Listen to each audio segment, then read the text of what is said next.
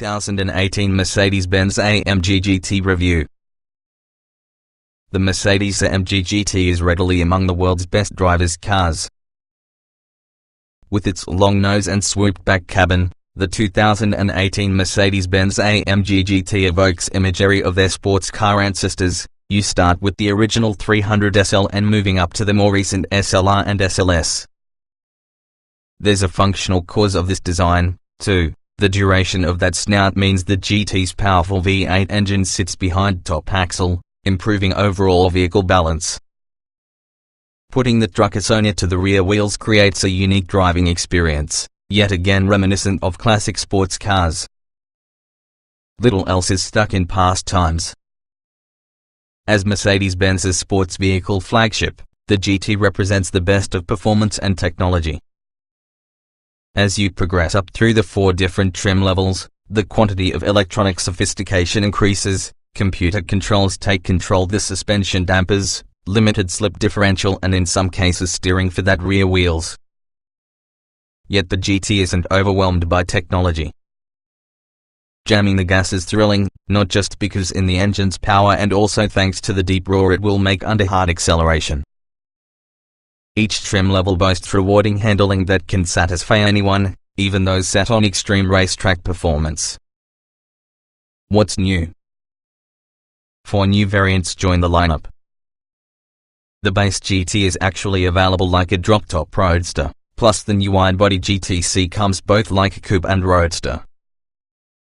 The coupe-only and extreme GTR significantly raises the performance envelope. The existing base model GT and GTS obtain a newly designed fascia together with modest horsepower and torque increases. While discerning enthusiasts will like the GTC's nuanced upgrades, not forgetting the bragging rights, the less costly GTS coupe delivers enough thrills to meet up with most drivers. The bodywork is a touch narrower, though the lovely styling remains. Plus, the GTS still gains advantage from an adaptive suspension plus an electronically controlled limited slip differential which can be absent on the base model. Not to mention, most performance editions, from ultra-aggressive track-specific tires to carbon ceramic brakes, remain available. Trim levels and features. The 2018 Mercedes-AMG GT is often a 2-seat, rear-wheel drive race car that is available in 4 degrees of increasing performance. The base GT model gets the lowest power creation of the family, but nonetheless comes well equipped to be a convertible in GT roadster form. The GTS receives a solid power bump and even more sophisticated drivetrain and suspension hardware. Along with more power, the GTC gains wider rear fenders and rear steering.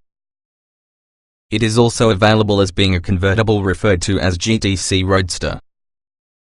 At the top may be the hardcore GTR, whose manually adjustable suspension and slick tires mean it's intended primarily for racetrack use. Like all trim levels, the GT employs a 4.0-litre V8 and 7-speed, dual-clutch automatic transmission. It is available as both the coupe and convertible referred to as the GT Roadster. For the camp version here, the V8 produces 469 horsepower and 465 pounds-feet of torque. Standard equipment includes 19-inch wheels, a mechanical limited slip differential, an 8.4-inch center infotainment display, a navigation system, a 4-speaker speakers, a rear-view camera, parking sensors, dual-zone automatic climate control and heated 8-way power-adjustable seats. Convertible models feature a standard neck home heating and dual roll bars. Options have an aerodynamics package, black exterior trim appearance package, panoramic roof, and Burmester head unit. Buyers also can opt for driver adjustable exhaust and adaptive dampers, together with an assortment of wheel choices. The engine from the GTS turns into a power pump, 515 horsepower, 494 pounds-feet of torque, as the chassis gains modern-day tools within the form of electronic control to the dampers and limited slip differential. Drivers gain access to a more aggressive race driving mode which enables it to adjust the loudness in the exhaust. The 640-watt, 10-speaker Burmester stereo audio is standard, much like 19-inch front and 20-inch rear wheels. Options are much like what's on the base model. Even so, the GTS also gets use of a Dynamic Plus package that broadens the V8's power band and adds an even more aggressive suspension calibration and drivetrain mounts. A high-end 1,000-watt Burmester audio system, carbon ceramic brakes and extreme performance sport tires are also offered. The GTC, late availability, provides an even higher engine output, 550 horsepower, 502 pounds-feet of torque, both in coupe and convertible GTC roadster variants. It's 2.3 inches wider from the rear as opposed to previous models, with space accustomed to house wider wheels along with a rear wheel steering system that improves low-speed agility and high-speed stability. The GTC rides on adjustable and continuously variable dampers and possesses a sharper overall setup on account of the standard Dynamic Plus package, which adds stiffer engine and transmission mounts and widens the facility delivery. The GTR would be the most powerful trim available, 577 horsepower, 516 pounds-feet of torque, which is further endowed by carbon fiber bodywork along with a big rear wing. Large and lighter-weight forged wheels wrapped with extremely aggressive tires as well as manually adjustable coil-over suspension mean this hardcore variant is meant primarily for track use. It even includes a 9-mode traction control system styled after Mercedes GT3 race car. The GTR doesn't need a few features that happen to be standard on lesser models. Automobile focus on performance, but a majority of are available as options. Trim tested. Each vehicle typically can be purchased in multiple versions that happen to be fundamentally similar.